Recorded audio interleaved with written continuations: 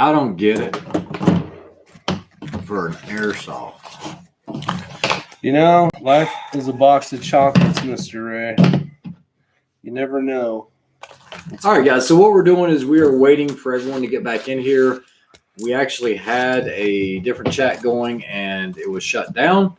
So we're going to try to resume. We're going to give it just a second. We were playing around with some airsoft rifles, and apparently YouTube thinks they are real rifles.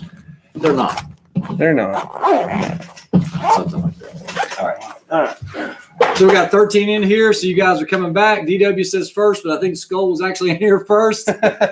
Skull says YouTube sucks. Jarrell says, oh, shoot. Oh, shoot.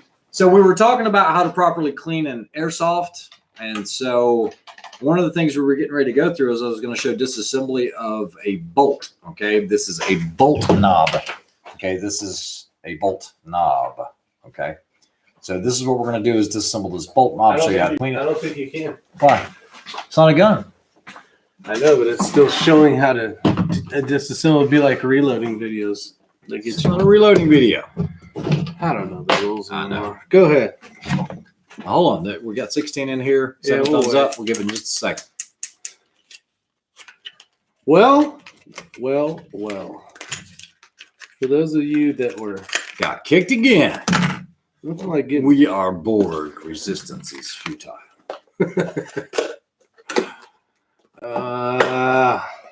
they just love. All right, so just to recap, we had another chat going. It was going for about 34 minutes. We just got shut down again by YouTube. Yep. The famous YouTube. So we'll wait for you guys to get in here. Appreciate you showing up through the hassles and the hurdles. Yeah. All right, so 21 in here. So we'll let everybody kind of recap this. So basically, in order to take the piston rod out of a front axle, with a thingamajobber, you don't want to have to buy the tools for it. Okay, so this right here is the backside where the wheel goes, right? Instead of buying the tool that goes over here and pulls this out and spending a lot of money on that, you can actually use a cleaning brush. And I want everybody to see this, that you can rotate this to where it's like in its cock position. Hold on, let me turn this by hand. Okay, I just rotated it. So let's watch in slow motion. I got to be careful not to hold here because that actually rotates. So if we turn, this will actually go back up. Hold on. What I do is I take the toothbrush and you're just going to hook it on one of these teeth. And you're just going to pull down. When you do that, that's going to release the spring tension. So that's what I'm going to try to do while holding my mouth just right. So you can see how I can leverage that just like this. See how that moves, guys? And then what I do is I just hold it in close to my body. Make sure you don't pinch your finger. Oh, Cameron, you know what happened. You know what happened. They saw the airsoft rifle. And, oh, scary. So scary.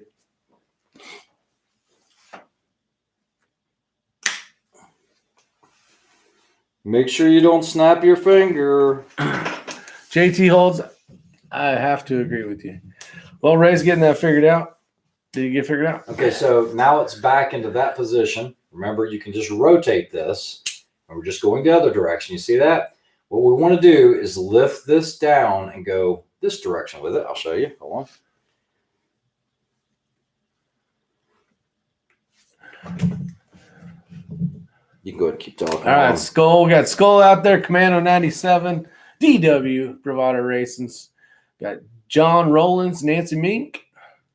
Tank Frank's out there. Luca, Lynn Holt, Otter's out there.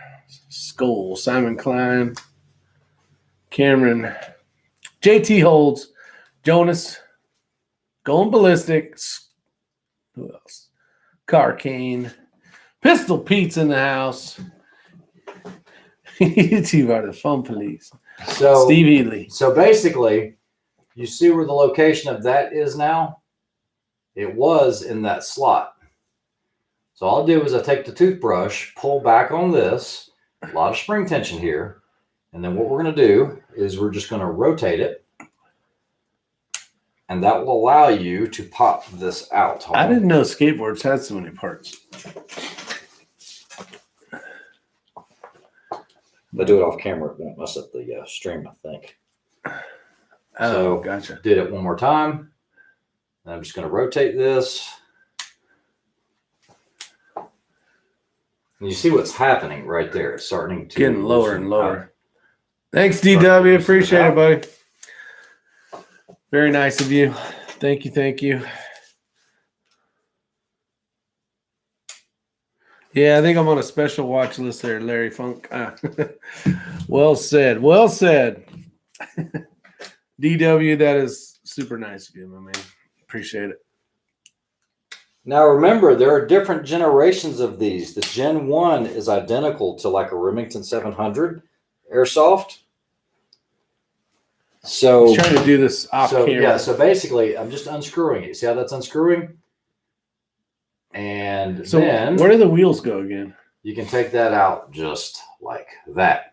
Now, if you want to take this off, you will have to have a compression tool, which I have those. Maybe I'll do a video on that one day. I think a lot of people would like to see that. You can't change the spring. What's that? So you can change the spring. Yeah, you can change the spring. And a lot of your other actions, if you're ever wondering why you see that little slot in there, right? It's not focusing. You can actually take a dime and put it in there, and that'll hold that back in the open position. I'm not, no, I don't have a dime. The Gen 2s are much easier. You actually only have to do a quarter turn. Commander 97 says you're on the do not try list.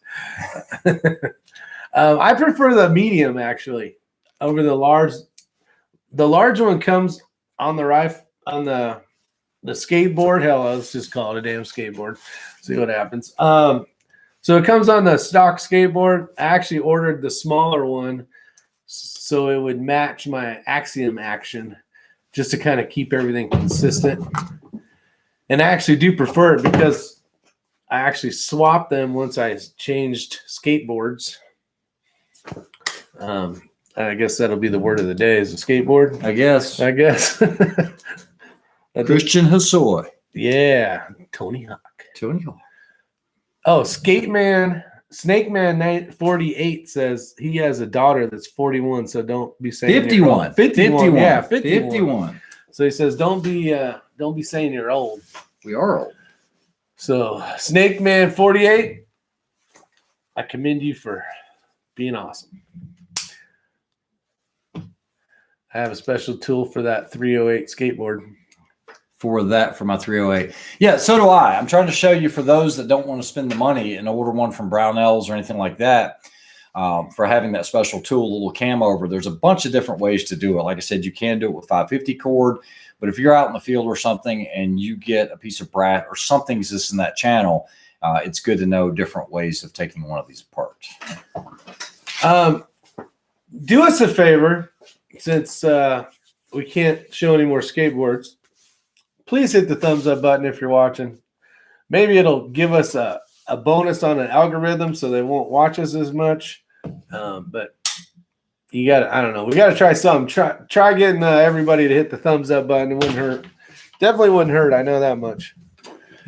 So let's see what happens. Maybe that'll change us and get us off the naughty list. Us. That's why I do my chats on your channel. I know. I know. It's all good though. You're not that old, guys. Wait until you're nearly 60. Yeah, exactly. If I make it. Hopefully. Let's see. There has to be somebody watching this kind of gun video YouTube. I don't know, Carrie. I don't know. I don't know if it's a computer. I don't know if it's a human. I'm not sure. I'm not sure at all. But we're giving it a go. You know what I mean? Got to give us an A for effort for sure. Yeah. Have you seen Orson back on this list tonight? I know he was on the other one. No, I can check. And guys, I wasn't on the chat last night, but I know Rick had mentioned Orson coming over and doing a little bit of training with us. And one of the hardest things that you're going to find when you go to one of these matches is time management. 90 seconds seriously feels like 15, 20 seconds. And so, that's something that you could practice without any live ammunition. You can practice at your house, whether you're just using a table or a chair or whatever. Just get in position and just set yourself a little timer and go. Almost everything's going to be 90 seconds, whether you're doing PRS, whether you're doing rim fire or you're doing center fire. 90 seconds is a good medium. Sometimes you'll see a 60 seconds. Sometimes you'll see a minute and 20 or a minute and 30, which would be 100 or minute and a half, which would be 120 seconds. So what you can do is just get in position, put a target on the wall or something, and just dry fire twice. Move again. Take your time with it. Dry fire twice. Because Orson, his comment yesterday was like, wow, that was the fastest 90 seconds of my life. Hey, John. I think he was like on his third shot, and he was like, holy crud. So the less you can fidget around.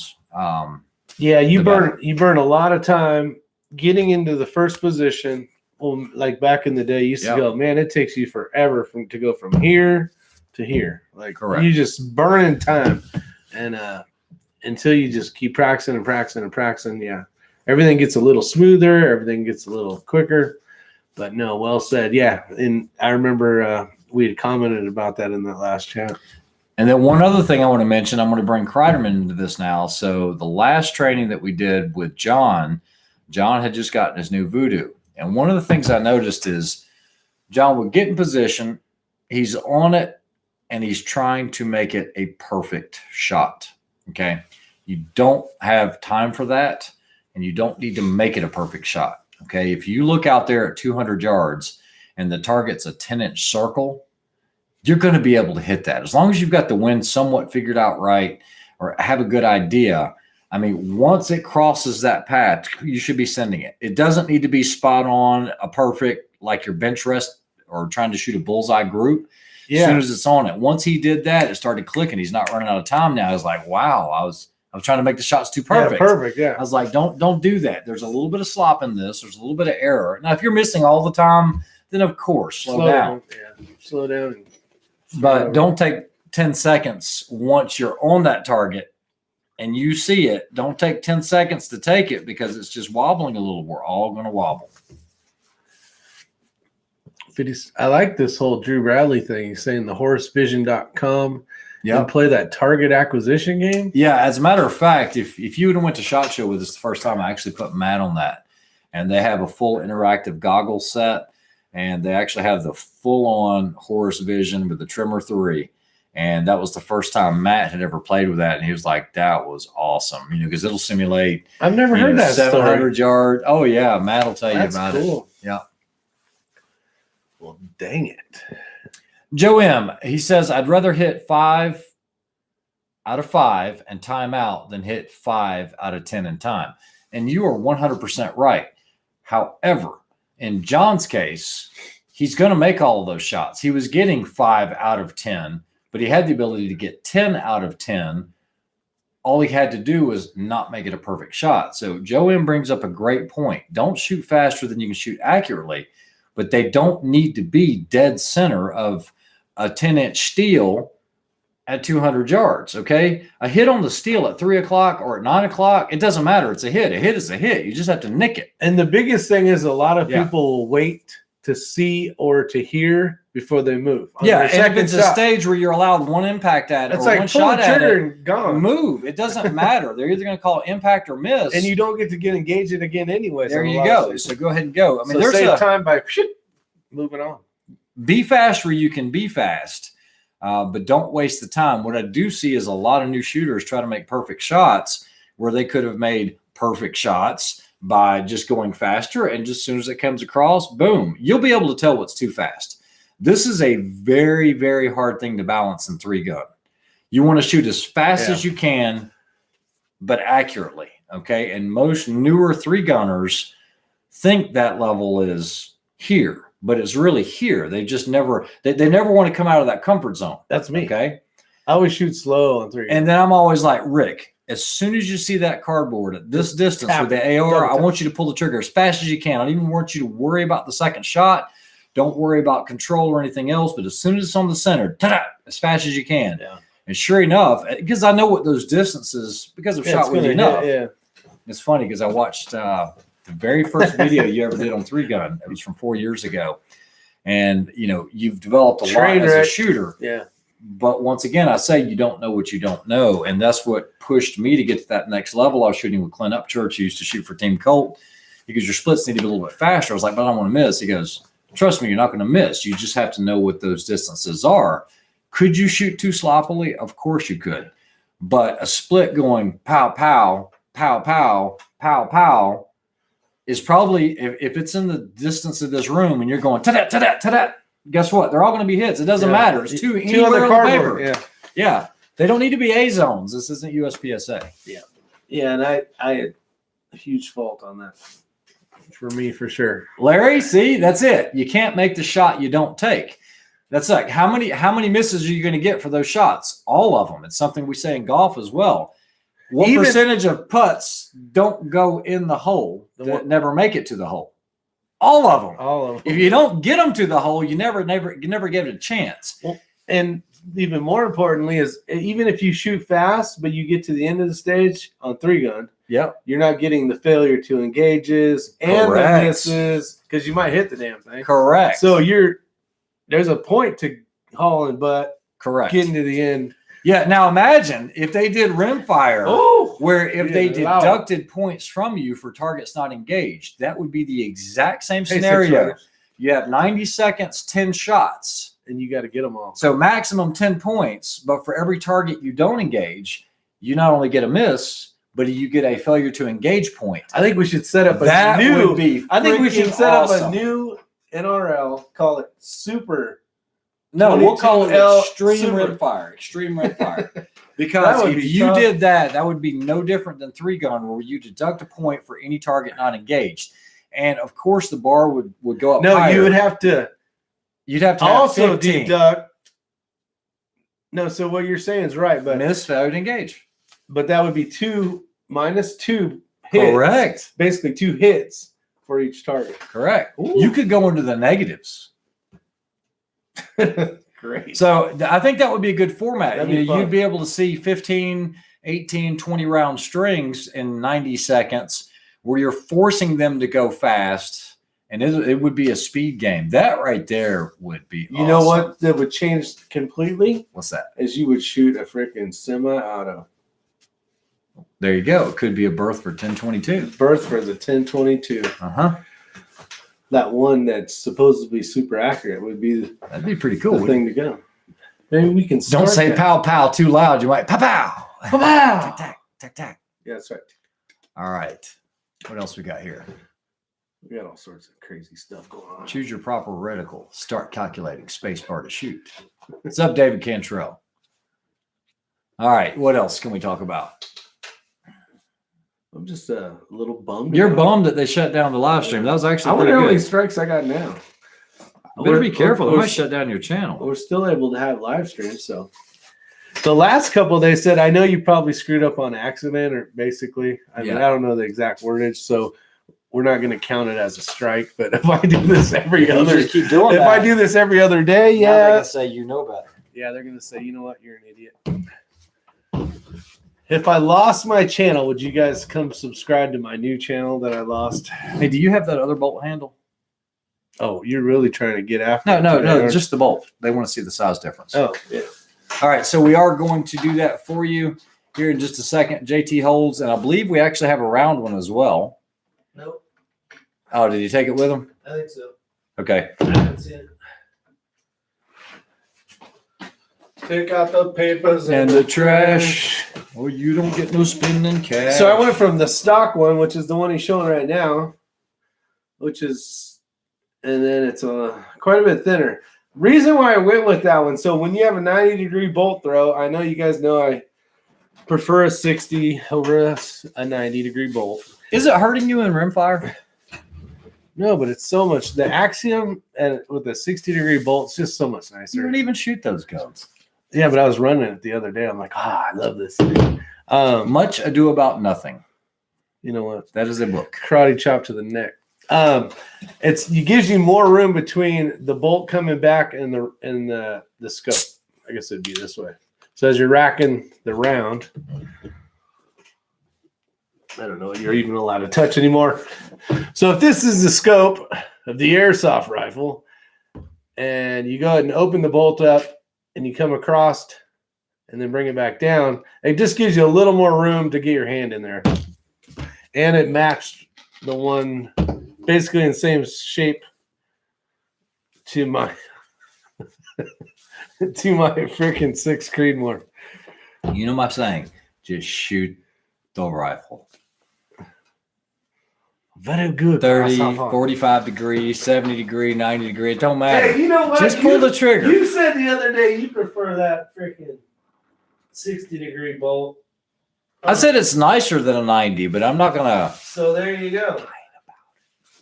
Okay, so I started on Ruger 3 lug, so the Remington 700 2 lug throw feels unnatural. Yeah. Yeah. Hold left edge and send it. That's right.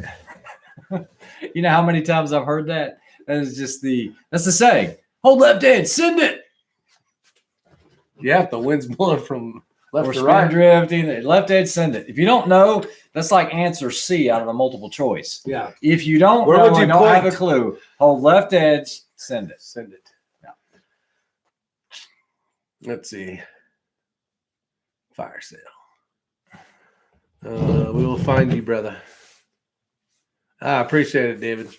Yeah, who knows what happens. So if you don't see Isyour6covered out there, I'll be the next James Yeager. Get booted and have to start over again. Wouldn't be a bad thing. It would suck. I have over 1,800 videos, I think, now out on YouTube. When in doubt, Charlie out. That's it. What size F3R scope mount with a 56 millimeter objective for Voodoo? I got it. We don't want to guess on this one. I've got a couple of those as well. I just have don't know the one I specs. have is the cantilever. What is Nancy want to know? What size F3R scope mount? Oh, I got it right here. He's going to grab that Actually, for it's you. right here. This was from last chat.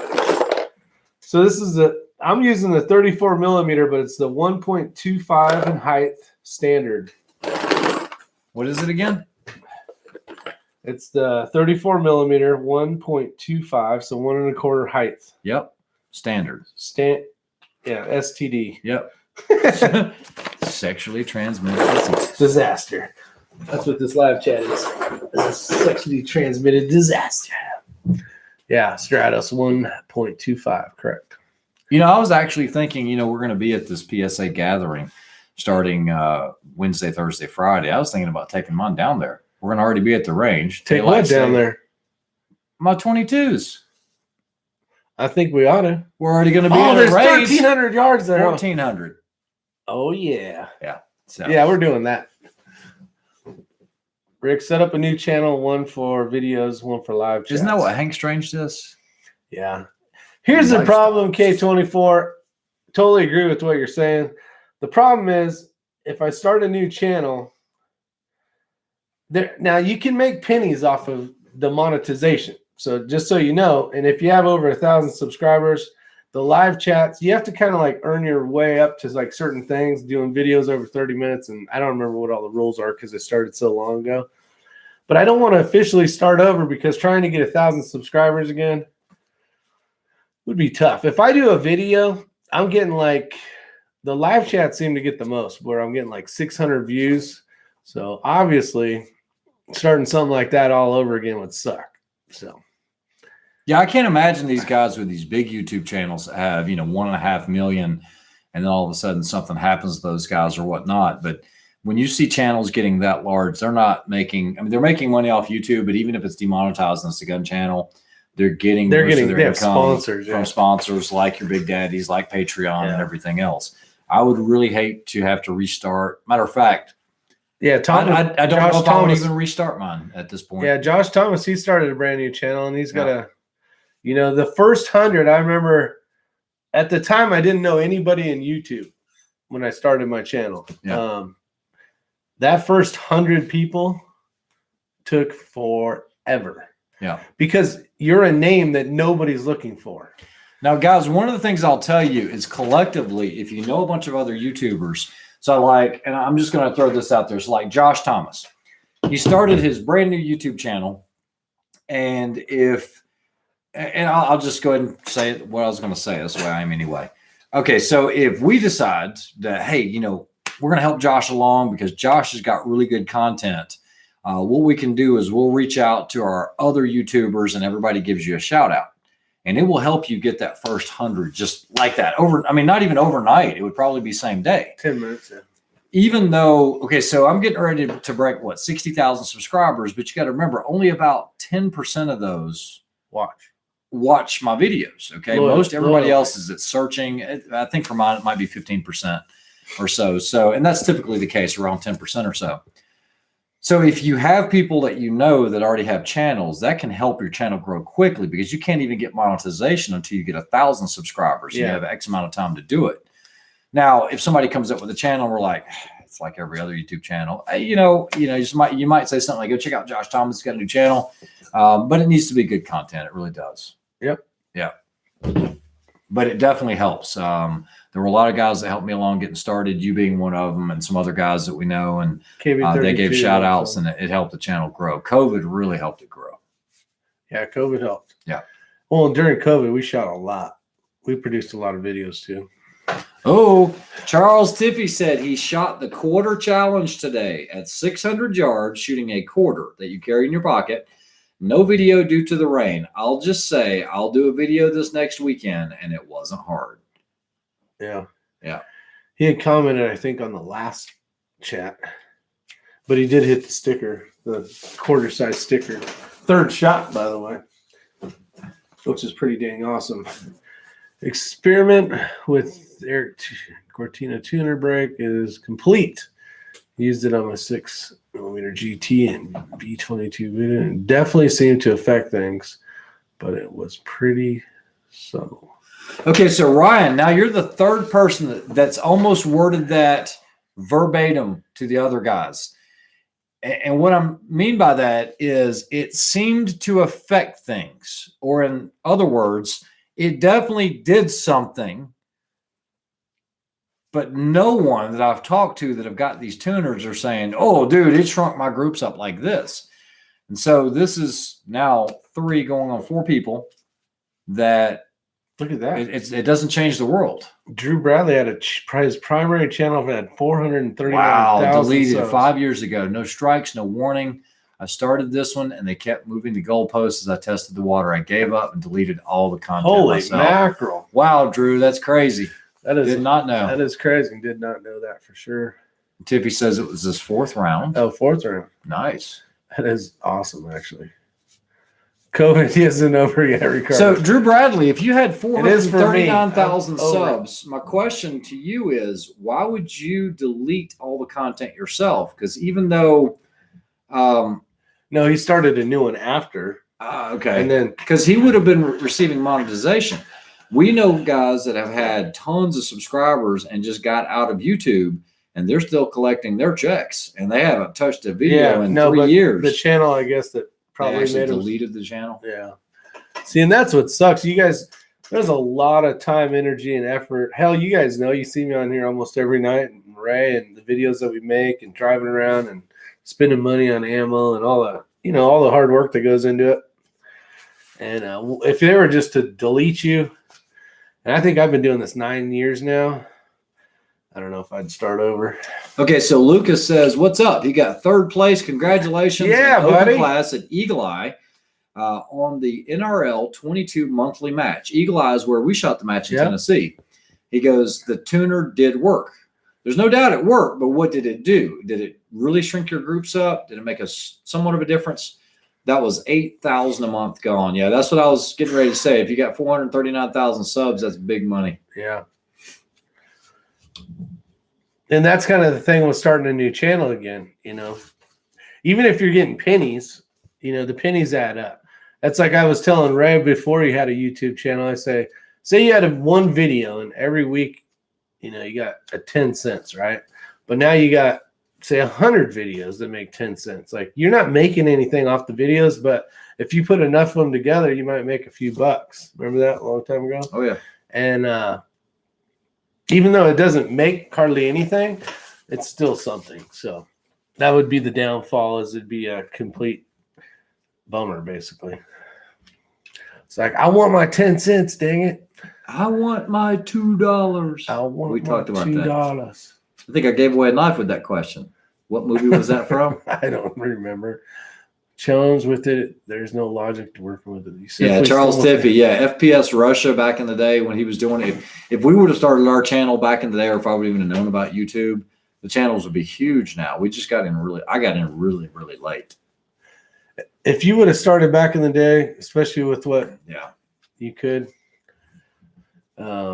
Josh shot a bench competition today with his daughter. Oh, nice.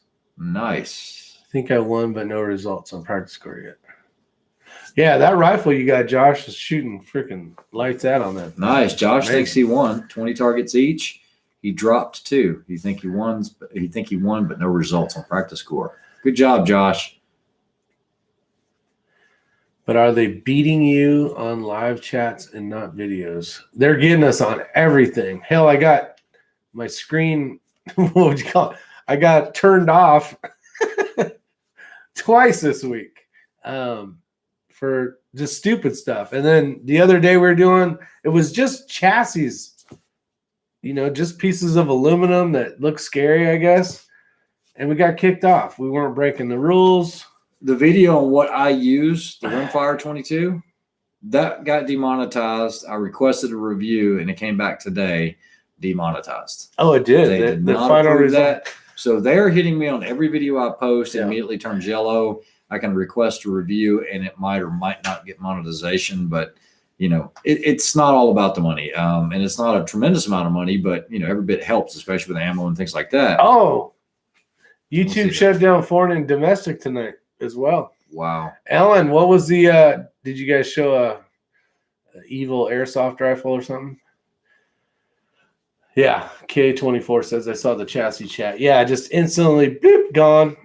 And it's not even worth fighting over it or fighting for it. What's up, Dick?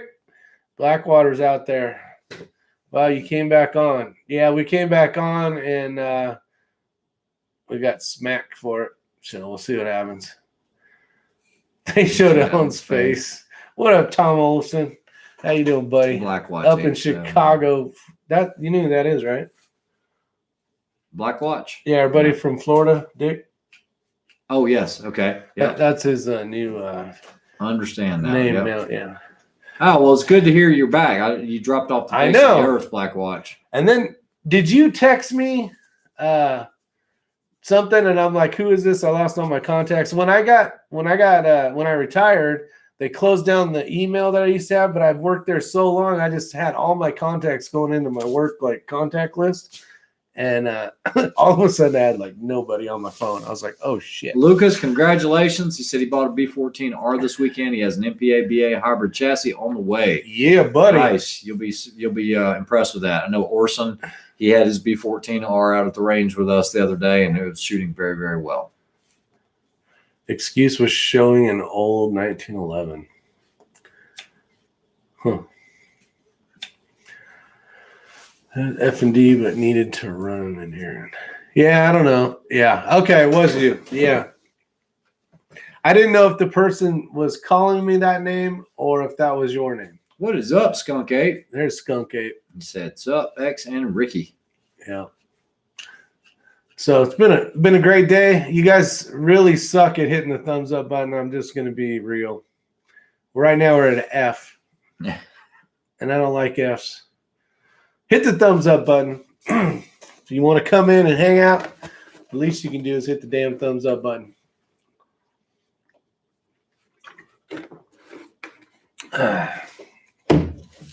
Who's got? Go ahead. No, I said he said I don't know anything about a shopping cart. Sorry. I don't know what that means. Thumbs down for me. Hashtag still a dick. Well, at least you did something, Charles. A lot of people haven't done nothing. Come on, hit the thumbs up button. Support the channel. Let's see. I punched that thing, almost broke it. Nice, Lucas. Smack the heck out of that thing, buddy. So what's the plan tomorrow? The plan tomorrow is we're gonna make some suppressors. We're gonna get the Gurkha ready. We're gonna drive the Gurkha down on Tuesday, and so we will have the Telluride Gurkha out at the PSA gathering. Are we all going down in that thing? You and Sam are. Oh, God. You suck. No, I'm going to be following, but I have to drop what I'm following in. I don't even want to hear your. Then I have to jump in with you guys. I don't want to hear your dumb. Yeah, you know what? You're good. You used to drive fire engines and all that. Oh, now I got to drive the Gurkha. Yeah, who'd you think was going to drive? I want to sit on top of the machine gun with my goggles on. Who's going to be around? Where are we going? South Carolina, right? Yeah, what town? We will be just outside of Lawrence at the Sawmill Tactical Training Complex. If you guys are going to be around Wednesday, Thursday, Friday. Palmetto State Armory is doing an event. It is going to be open to the public. It's called The Gathering. You'll have many vendors there, such as SIG, Glock, us with Microtech, Microtech Defense Industries, Springfield Armory, Vertex. I can't remember all of them, but there's quite a few. So they'll have live ranges. So like in our case, you would just come up to the tent and then we'd let you take some rounds out of an MP5, maybe with the suppressor, maybe it's red and blackout, Glock 17, and then you just shoot the suppressor, just get a feel for it, go to the next one. There should be a lot of YouTubers there. Drew Bradley says, I am still struggling with the prediction of moving targets on holdovers and the marks on the H59 reticle. Left edge, buddy. Send it. Okay, so moving targets are very, very difficult. You definitely have to get real-time experience with those. Once you do, it's not so bad. You just got to know, what the lead is. Well, let's talk about that. Do you remember? So inside of the reticle, and I'm gonna kind of give you an idea of what I'm trying to say, and then maybe you can like help with this. But inside of the reticle, you got if we're running the same reticle. You got 1, 2, 3, 4, 5, 6, 7, 8, and then 8 over here, right? And then you start getting the arrow bar things, depending on the reticle. Okay. But you can count if you time from here over to a certain point, either center line or the other end. You can actually grab your Kestrel and you can hit the button on the start and the stop of the moving target. You can time it between how long it takes to cover a mill or a certain distance and determine how many miles per hour. And then you hit enter, and then it'll tell you. Can you give me the whiteboard knowledge? And then you can tell how fast it is, but you have to understand how to use your Kestrel. And I don't use it enough to remember how to tell you. But you can put in like a distance, like the time it takes to cover, 5 mils. You can time that. You enter it into your Kestrel, and then it'll tell you how much hold you need. Let's see. I'm thinking about going down. Sounds super fun. Orson, yeah, that's cool. Joining late. Josie Wales is in the house. Welcome. We got, just so you know, since you're late, we got kicked off the other one with the whole Ninja Squirrel thing showing airsoft rifles. But okay, we'll break this down into steps. This will be pretty easy. We're going to pretend this is just some whatever reticle. That's a skateboard. You're going to have a center dot here at 0. And then you're going to have your 2 tenths, 4 tenths, 6 tenths, 8 tenths, 1 mil. Okay. So these are your holds right here. And remember, these are 2/10 hash marks. Let's say the target is moving from left to right. I don't know why that looks on your reticle or right now on your screen. I don't know if it's right to left, right to left. So let's say the target is moving left to right, left to right. So when you fire, the bullet's going to get here. Let's say it's a 3 miles per hour, okay? Forget the holds. We're not there yet. Right now, all we're talking about is dialing it in. Let's say this were 500 yards, and it was, let's say your come up was 5 mils. Go ahead and dial your 5 mils in the elevation so you're still working on this horizontal. We don't want to be in the Christmas tree yet. So at 3 miles an hour, of course, the further you go, the longer the time it's going to take. But let's say your solution says 8 tenths. Okay, now these are just completely arbitrary numbers. So as soon as that, you just hold still. You can do an ambush. There's different ways of doing it. But if it's moving there and your solution is 8 tenths, as soon as that target gets to right here, that's when you should be firing. You're shooting here, but for the time of flight and everything else, as that target is moving into this zone, that's when it's going to impact. That's going to be the easiest way to do it. Now, if you start getting into the Christmas tree, which I think this was actually Drew Bradley's question, And let's say you have 1 mil, 2 mil, 3 mil. What he's talking about is actually doing your holds. Let's break this up. Let's say this is 1, 2, 3, 4, 5 mils. We're going to say that's the firing solution. 5 mils of elevation. Now he's got to figure out, a lot of times they'll just have the dots and you won't have these tenths marks. You're going to do the same thing, but you're going to be doing it on a different scale down here. So it's going to be familiarization with you and that H59. And for moving targets, that trimmer 3 does make it, in my opinion, a lot easier if you're doing that kind of stuff. There's not a whole lot of situations where you're going to be able to shoot moving targets. If you shoot vehicle speed moving targets, that's a whole nother ball game. Something moving at 5 to 8 miles an hour will really surprise you. We used to practice a lot on like man targets, like somebody, 4 miles an hour. At 100 yards, you have to. Okay, you can get them, but if you're trying to get, let's say, a headshot or something like that, you have to time this stuff. And so the math is. Tell them how you used to do that with the whole rope. No, we're not going to talk about that. All right. That would be deemed unsafe, even though it's safe. Yeah. All right, I'll shut up. All right, y'all killing it tonight. Very much appreciate it. Yeah, the Shaggy Rifleman, appreciate it. So we had a stage like that in Utah, and remember it was the coyote thing? 333 yards, I think it was. And it was a coyote that moved. It didn't move perfectly like 90 degrees to you, so it kind of moved up. It was oblique. So it kind of was coming at you, but at an angle. So it was, and you had to try to figure this out. And that was tough. So I gave it a good old college try, hit the first shot, and then could never hit it again. So Ryanburg ambush is a whole lot easier, in my opinion. You have a higher percentage with ambush shots. Yeah, because your rifle's not moving as much. Right? Yeah, but you can't always ambush depending if you've got enough reticle. Remember, we were talking about car speeds and things like that. Yeah. It changes everything. I mean, you have to really get ahead of those if something's moving at big speed. Yeah, the biggest. How about a train at 90? Yeah, I train at 90. Yeah, not happening. With Will Smith or whatever. Yeah, that's not happening. Carrie wants to know what's the best Kestrel to run. Go ahead. Well, I don't know what the best Kestrel to run is, but I'm running the 5700 with applied ballistics with the Link. Works great. There is a newer version out that's a little bit quicker.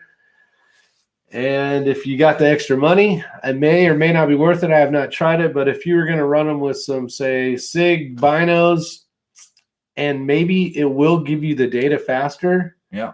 I don't know, because I only have the ones that I have. That could be important. Yeah. But I have not tested those ones out. But if I was to do it all over again and they were the same price, which they're not, I would buy the faster one because, our phones get faster, everything, our computers. So Charles Tiffy talks about something, and if you've ever had the opportunity to do this, if you go to a range, what he's talking about, the pits, or some people call them the butts, you have a platform. Come over left more. Oh, sorry. There you go. All right, so this would be the range, and you're down range down here, and you're shooting. Let's say this is 600 yards or so, whatever it is. The men will actually be right here, and you're holding a stick with basically a man silhouette like this, and you are in no danger of ever getting any impact. This is the easiest way to do movers for man-sized targets, to really understand what's going on. And this thing isn't going to move completely straight like that, because as a person walks, they walk up and down. So this stick will actually kind of move like this with it. Oh, sorry. So the stick will actually move kind of like this, and this kind of a wave motion.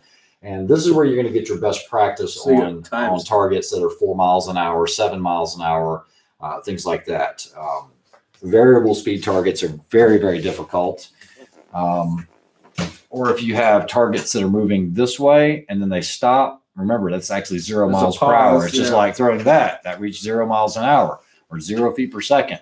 But a lot of times what they'll say is you cannot engage the target unless it's between these two fixed points, in between these two orange spots. And as it's transitioning and going to 0, you can't engage until it's going back the other direction. So it keeps you from cheating like that. Yeah, and there was marks on the ground. Yeah. So there was two no shoot areas. I think it was orange spray paint is what it was. Yeah.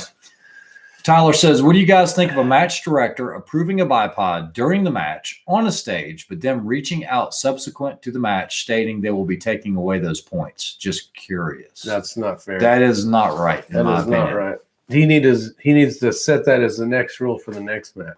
So this actually happened to me at Nationals down in Florida. We were using, I was using a silo. Yeah. And it's a little. They gave everybody the okay to start. It's a little bag that goes up front. It's always been approved for 3-gun competition as not being an open class or any other division aid, if you will. And so I asked the RO. The RO said, I've got to get a ruling from the match director. And I said, that's fine. I'll wait. And she was like, you really want to run it? I said, yeah, if I can run it for the entire Nationals, I'll run it, but I need a decision. She goes, you know what? Go ahead and shoot it. I'm okay in it. I'll go ahead and do it. Well, about the 5th stage in, the match director comes out and says, you're going to open because of this. I said, whoa, whoa, whoa. We already asked the RO. The RO said it was good. They were calling you, but I never gave you a decision. I said, I could still be on stage 1 if you want me to, but yeah, the RO said it was okay. 4 hours later. That is some definite BS. Yeah, I would fight that one.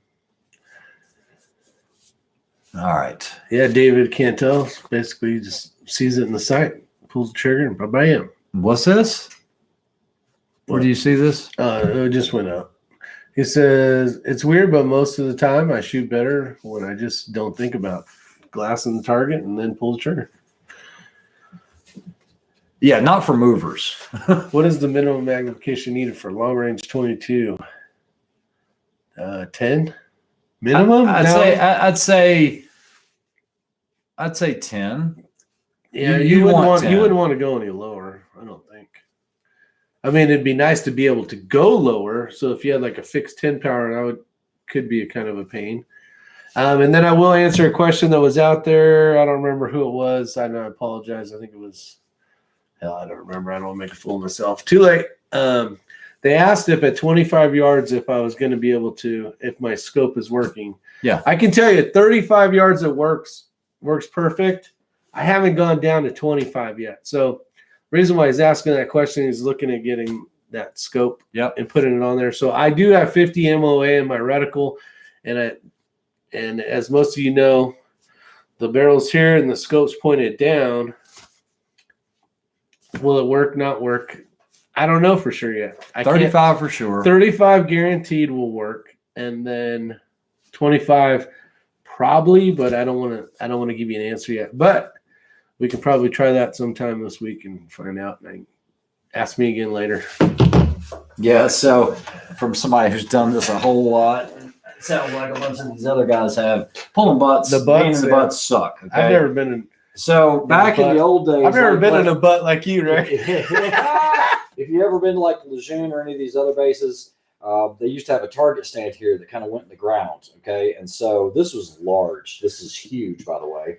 And we're going to draw a little stick figure man right here. And what happens is he runs the target up. This whole board system comes up to about right here. Okay, and then what you do is you look up into the sky. Or listen, because you'll hear something that sounds like a little 22 crack. It'll go, and you can sometimes see the impact or see some paper fall from here. Once you see that, then what you'll do is you'll pull this back down. Now on this target board, you'll typically have, depending on what you're shooting at, you might have a bullseye target or something else. What you're going to do then is you're going to take a spotter. I was telling Rick about this the other day. And a spotter plug is actually the same diameter as the bullet they're shooting. And then they have them where they have magnifying glasses in them so that you can actually see the wax ring. I have a big plug. It'll be white or orange, and you'll typically stick the orange where the impact, or the white where the impact was, one or the other, and then you can actually put a score wherever you place the other plug on the target. You know, you might put it here for an X. You might put it here for a 10, 9, 8, 7, 6, 5, miss, okay? So wherever you put that and you bring it back up, now somebody with a spotting scope or something, because if they're shooting irons, they can't tell. Now they'll be able to see it, glass it, write down their score, and then what you'll do is you'll just run the target board back up or down, and that's it. But if somebody lands short, what happens is it spits sand up here, and then it all falls on you like rain. Like rain. Let's see, 12 to 20, 12 to 14, 10 to 14. More is more. The only time you're really zooming in on anything is when you're like getting your 0. And then other than that, I'm like at 10, 12, 13 most of the time. Yeah. That's right. Yeah, he said minimum to actually do the match. Oh, minimum. Yeah, what's the minimum? You'd want 10 power. I wouldn't try to do it with a 1 to 8. An NLR normal? X? No, not X. Oh, 100-yard match? Yeah, you could do it with 8, I bet. Yeah, you probably could. Yeah, that'd be no problem. Hell, snipers used to shoot 10 power and shoot all the way out to wherever. The Outlaw Josie Wells asked, Borka toolkit or fix-it sticks? That's a dumb question for Ray to ask. Answer. Okay, so I will say the Borka. Okay, I have both. The exception of I like the T-handle. I've used both. I'm not going to lie to you. Anybody that hangs out with me knows this. My Borka kit has the T-handle from the Fix-It Sticks toolkit in there. Most of the stuff in the Fix-It Sticks toolkit, like if you have the deluxe kit, is stuff that I will never use. Okay, I will never use the 1911 bushing wrench. I have 1911s, but I'm going to use the plastic bushing wrench. I don't need to carry that bigger kit with me. Yeah. So the Borka, in my opinion, is a better, more precise tool, and I'm that guy. If it says 32 inch-pounds, I want 32. I don't want to have to look at the little variable thing, and I can't read the numbers on that thing anyway. And the Master or Deluxe kit comes with a 15, 25, 45, and 65. They have a variable one now, and you just kind of stop it wherever you think it's right, but it's not going to be right. The Borka, if you want dial precision, up is what you get. yeah. If you want it to be perfect, I'd get a Borka. Yeah. Matt says, will a 4x14 work? Yes, it will. Yeah. Let's see. By Vortex, DW.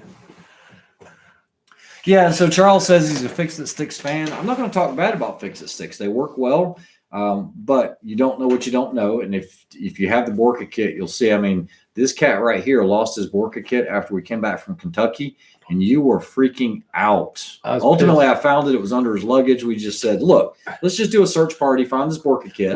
We looked all through here. We looked through both shooting bags. After you had already done that. I've already done this, beforehand. yeah. We did the completely ripped my car apart. Once you have a Borka tool set, let me just tell you, I used it 4 times today, and yesterday I used it for a long time.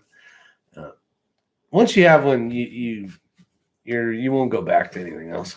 Yeah.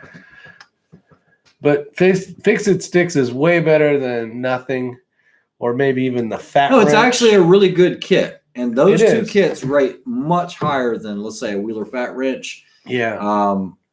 But if you're looking at getting that exact number, the Wheeler's going to be down here. The Fix-It Sticks are going to be pretty accurate, but the Borkas. Well, the problem with the PTLs are Sticks certified. is you get like a 15, you get like a 25 or 45. Yeah, and it's like this thing, you just slide it wherever you need it. And you can go up to 50 inch-pounds. No, higher than that. 70 inch-pounds. 10 inch-pounds up to 70. Which is amazing. Let's see. Or the Borka kit after one of the Ray's videos. So JT Holds, after buying one of the Borka kits, tell us what you think. What's your thoughts on of the Borka kit? Maybe you don't own a Fix-It Sticks, but how helpful is it? And it's also made for field use and inclement weather and all of that. Yeah. What's up, from the government? I'm from the government, and I'm here to help. How you doing? Let's see.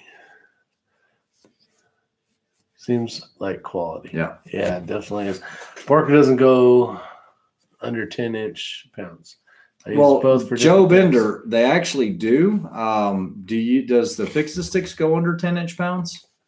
Because on my kit, the RH kit from Borka with Shooter's Tools, my kit actually is set up for Night Force optics and Accuracy International. So there's a 4 inch-pounds PTL in there. So that is for the Night Force turret caps. And then I also have 100 inch-pounds for the heavy-duty Night Force rings. Mini X has her kit called the MX kit, and that is set up for Vortex because she uses a Vortex Razor now. That kit's actually very nice. And that uses 8 inch-pounds because what you don't want to do, guys, I need the 8 inch-pound one. You don't want to not tighten your turret cap screws enough and have it basically slip the turret during a match, because then you've lost all reference of 0. you have no idea where your base is. So if that ever happens during a match, you're done. If you're going on manufacturer's recommendation, Vortex is 8, Night Force is 4. Also, the 0 stop for the clutch for Night Force is 4 inch-pounds. So the PTLs are calibrated to that. Yeah, those are certified. The biggest thing is, remember, this is not it's specifically made for for the AI and Vortex and Night Force and all that. But like if you're into mountain biking where you're tightening certain stuff, a lot of that stuff set up on inch-pounds, and that mountain biking and stuff like that, you can utilize this. Yeah, JT Holds says like that, it won't need to be calibrated. That's correct. You don't have to calibrate the Borka from 10 to 70 because it's a beam scale. That is patented. He's the only one that makes it. If you guys are on the fence about ordering one, if you want a Borka kit, if you email me, I'll be able to save you some money. You'll never find one on sale. The price is the price, but I can definitely save you some money on that. Yeah, Boris. But you have to email me at thexringchannel@gmail.com, and then I will talk to Boris and we'll get you squared away. And that is the only way. That is the only way.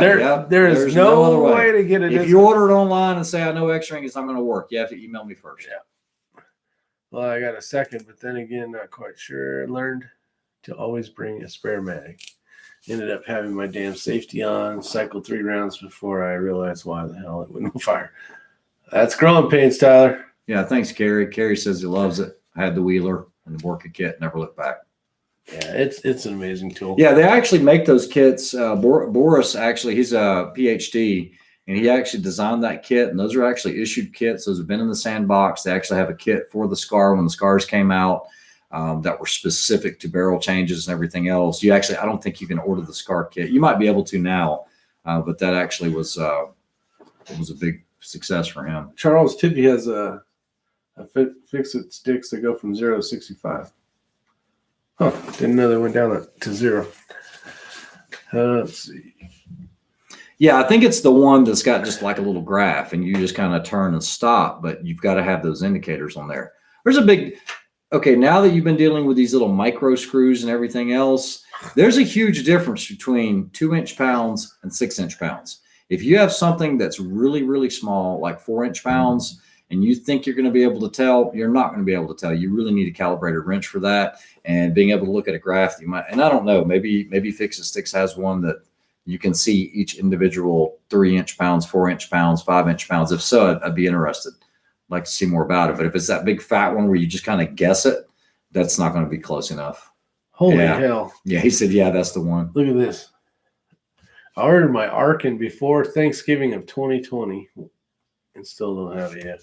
Yeah, so Joaquin says that about the Arkin, and I got that comment a lot on the review on that. Big shout out to Big Country for sending it, but apparently a lot of that stuff was sourced from overseas, and COVID put them really far behind. Drew says he thought it was designed for the medical joint replacement hardware industry. Yeah, he's got his hands in all kinds of stuff. The guy is actually brilliant. He's just it's a little difficult to understand him. He's a German engineer, right? German? No. He's from Europe. Oh. My variable Fix-It Stick starts at 15, Orson says. Good to know. Look at the primary arms. They have good scopes. Yes, Joaquin is spot on with that. If you can look at the primary arms, all I have experience with is the Platinum. I've only played around with some of their other ones, but the Platinum series is a solid scope. It is. Worked well in Utah. Otter, they do not. However, I have assisted some people in actually shipping them outside of the U.S. I am an authorized, I'm not going to say dealer. Actually, I am an authorized dealer. He doesn't have dealers, but we have an agreement. And so if you want one and you're wanting to pay the shipping on it, I'll take no responsibility for the shipping. That's on you, but I have actually shipped some overseas to help some folks out. So if you're wanting one, tell me which one you want, and we'll get it sorted out. But like the hat you sent Otter, that took what, 2 weeks? It took a while. I sent one to France and he got it in 5 days. I think his shipping was about $70. Yeah. But he said he didn't care. He couldn't get one otherwise. Boris will not ship overseas. Yeah, it took a while to get there. Yeah. Well, it goes on a paddle boat, kayak. And I get nothing from it, guys. So I'm not getting kickbacks from him or anything else.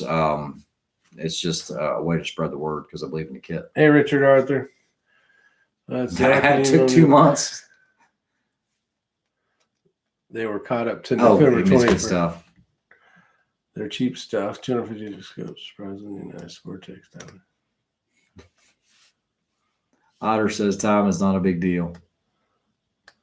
I'm actually thinking about, if he'll allow me to, I'm thinking about carrying some of the kits on. What we did is I worked with Boris on trying to configure some kits for different uses. So you've got the John McQuaid kit. That's the JM kit. And that's a really good kit. And then I think the most expensive one is the RH kit, which is my kit, but that's really for Night Force and Accuracy International. Then the MX kit was a more cost-effective solution. So it was under the JM kit, but it was more for the guy that's using the Vortex. Actually, it would be perfect for you without all the extra bells and whistles. Yeah, like I don't need the 100-pound.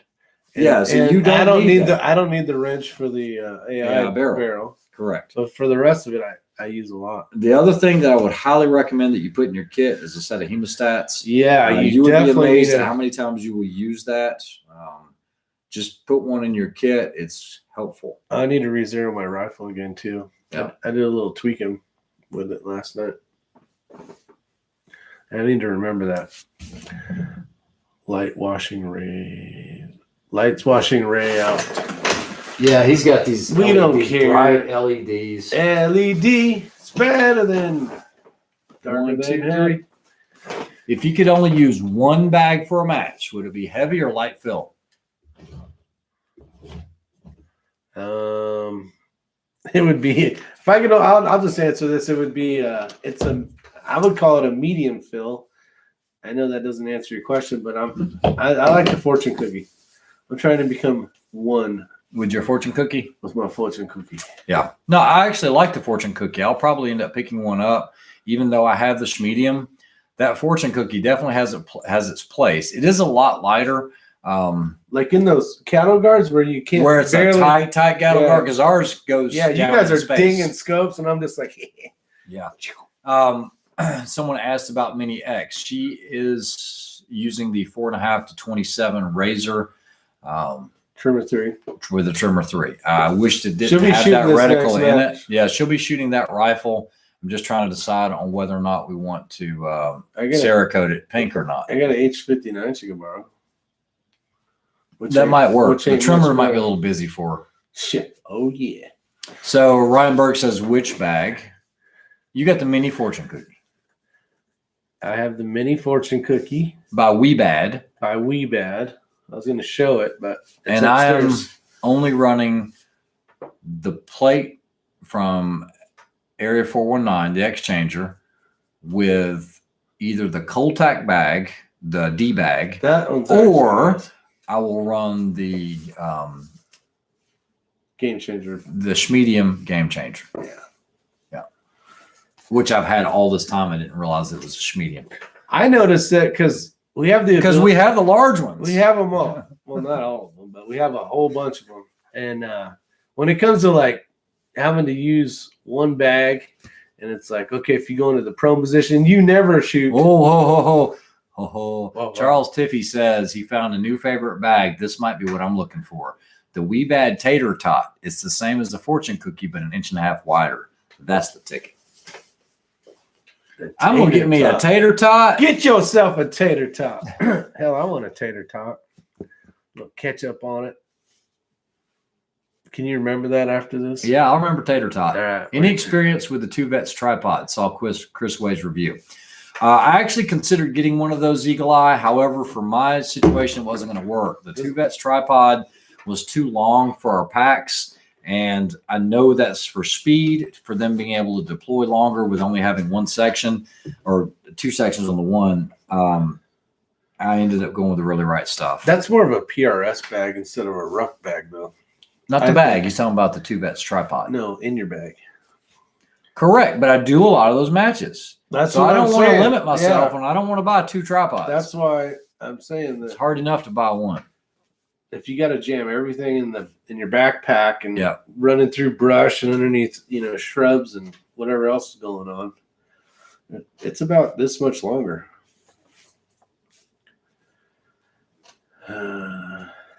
Joe M says he thinks Two Vets is rebranded Leo Photo for twice the cost. Not sure. Oh, no idea.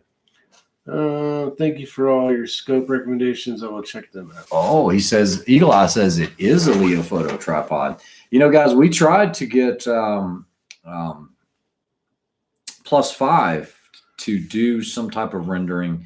You know, he did such a good job with his little one. I said, if you just came out with a tripod that was almost... He still wants to, but he needs to sell some of his smaller ones. So he could come up with something like the Really Right Stuff. And, you know, he had some issues, you know, coming up with a ball head that was similar to the Anvil 30 that would do the Picatinny and the Arca. If he could do something like that, I'm telling you, it'd be lights out.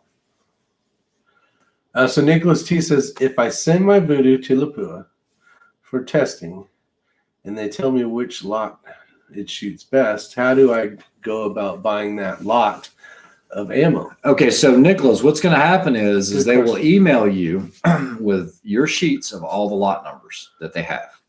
And they do what? And they'll show you the groups. And let's say, I'm just going to make up a number here. Mine was like 5555 something. But anyway, we'll just say lot 4 was the best, and it was this lot number. You need to tell them how many you want. You're going to be required to purchase 1 case when you send it in. So that's 5,000 rounds. Depending on what you're buying. If you're buying Cinerex, just go ahead and figure it at 12. By the time you do the shipping and all, let's say $12, $13 with shipping and all. Per box. But let's say you wanted to buy, like I did, 25,000 rounds of it. They're going to have to call the warehouse. The warehouse is going to verify that they have 25,000 rounds of that lot number. So in my case, it was 5 cases. They said, yes, we have it. And then what they'll do is they'll send you an invoice. You'll pay it, and it will ship straight to your house. They'll drop ship it directly from the warehouse. You do not have to go through a Lapua authorized dealer any longer. Okay, they can do it directly. That's how it's going to work. All right. I'm trying to find this bag real quick. They got a milk toast. Big Country says he's going to get him a tater tot. Red Raider Reloading says, Ray, I'm looking into the Defiance Action and a barrel and choice of caliber for $1,800. Or buy the Action. I don't think there's really a. Are you freaking kidding? All right, so we just got by Charles Tiffy. I've seen this the before. The freaking tater tot is a picture of a tater tot. $89 for the tater tot. All right, good one, Charles Tiffy. We owe you on that one. And we're gonna get you back on that one. All right, so Red Raider, this is back to your question. Tomorrow, I take delivery of a Defiance Action proof built rifle. It will be a 1-of-1 chambered in 6 Creedmoor. So give me a second to get that in. I will have it in tomorrow. I know that for sure because I just got the shipping confirmation. I'll probably try to do a video on it, but it is truly a 1-of-1. What you're going to start seeing is in a lot of the proof rifles. I hope I'm okay to talk about this. Probably not. I'm just kidding. I think you'll see it as an option on a proof rifle, a proof built rifle. So there's that. So I think the Defiance is a great action, and a barrel and choice of caliber for $1,800, or buy the Action, have the barrel reamed by another gunsmith. If you can get it directly from them and it's good to go and $1,800, I mean, why not? I mean, a good barrel is going to cost you $500-ish, and you get the Defiance Action. You're going to have close to that in it anyway. Supposedly it's a real one. It is a real bag. It talks about heavy sand fill and options. That's one of those we're going to have to call. Yeah. If you go to eBay, you can buy Leo Photos direct and use make an offer and get a pretty good deal. Good to know. I was thinking that. How can or when can I get more round holders for my Bad MF?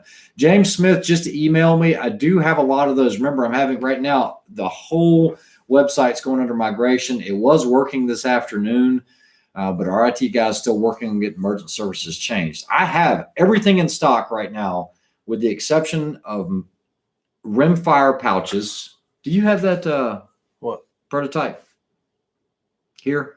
The rimfire pouch. I have it upstairs. Okay, I can grab it. No, that's okay. We changed it up to put some tabs on it so that you wouldn't lose like Lapua Cinerex, so nothing would fall out of it.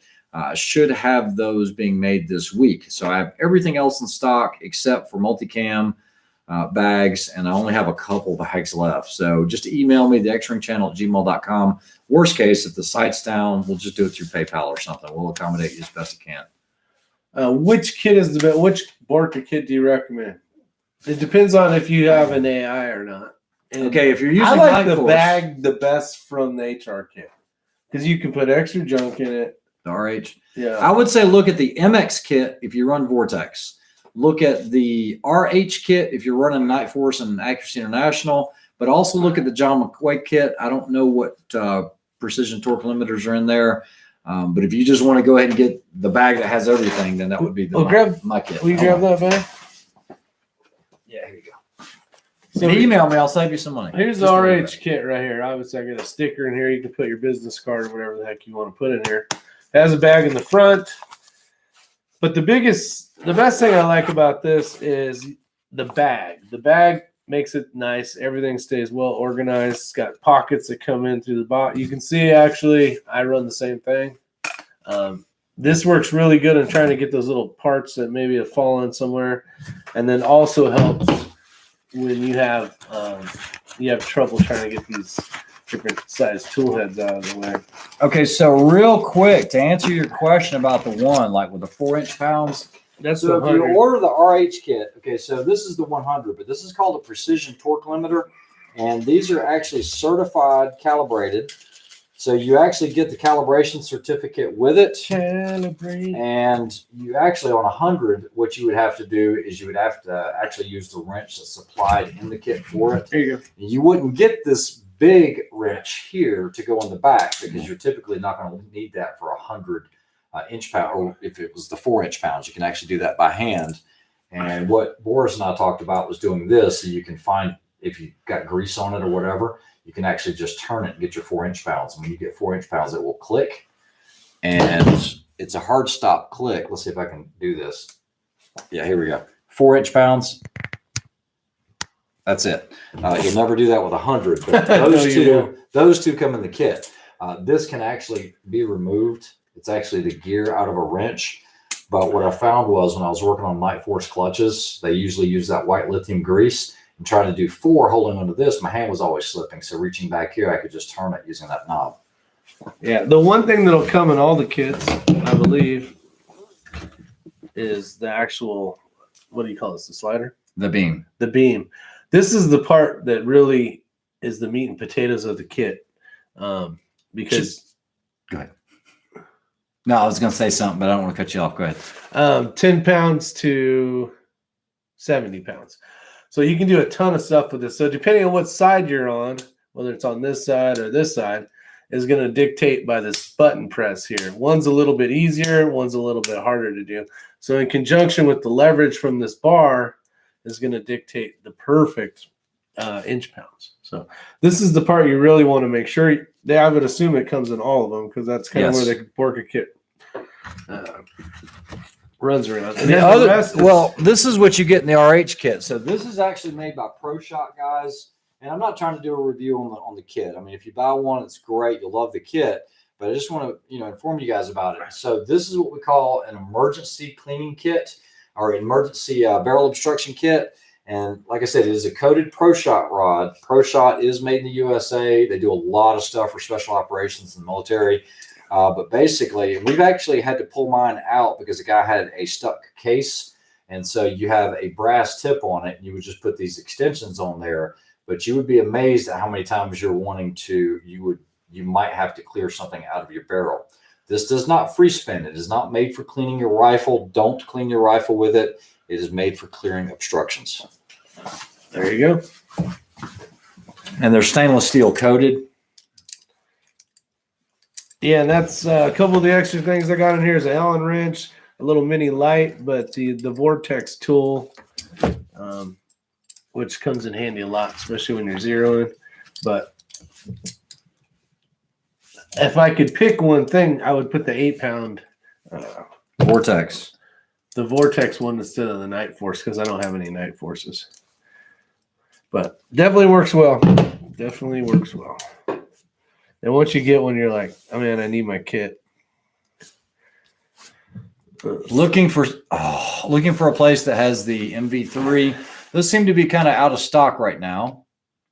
Stratus 27, if you are buying a kit, remember, email me and I'll send your name over to Boris and then you'll get a discount on that kit. He doesn't discount them ever. You'll never see him on sale. It's just an agreement I have with him. He'll ship it straight to you, but if you want to save yourself some money, just email me at theXringchannel@gmail.com. Yeah. There's that. Yes, Joe, the only way you can go under 10 inch-pounds is to use the limiters, the PTLs. That's correct. Charles Tiffy says it is a legitimate bag. He'll take a picture and show us, even though they showed a tater tot on there. It's a real bag.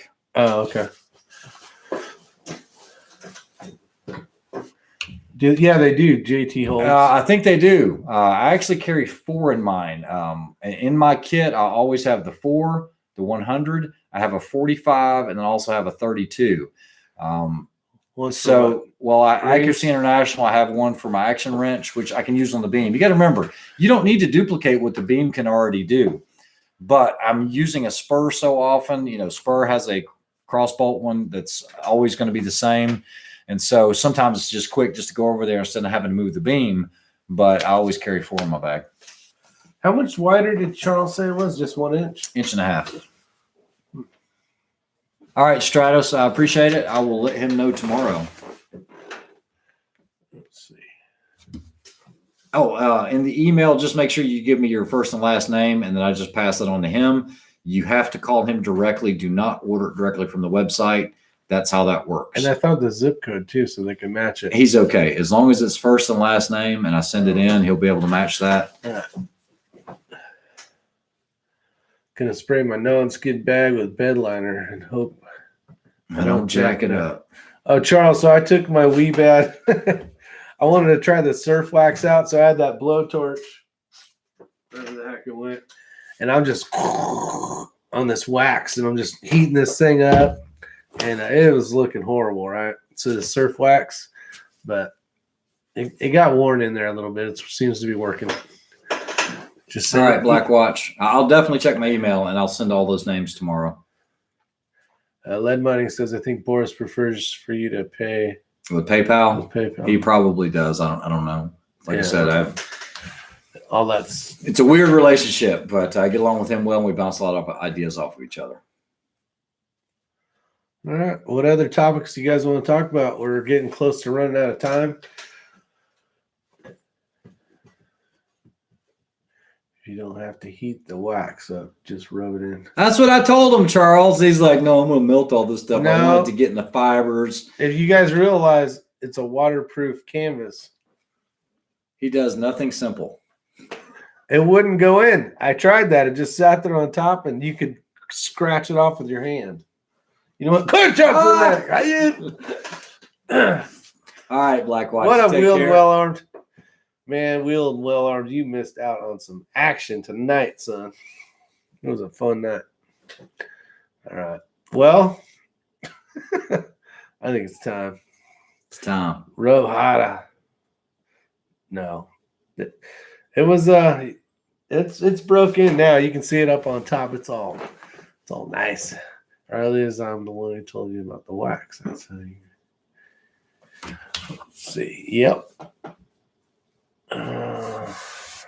We'll see you, Cameron. Thanks again for the offer. Hey, YouTube. Guns. Yep.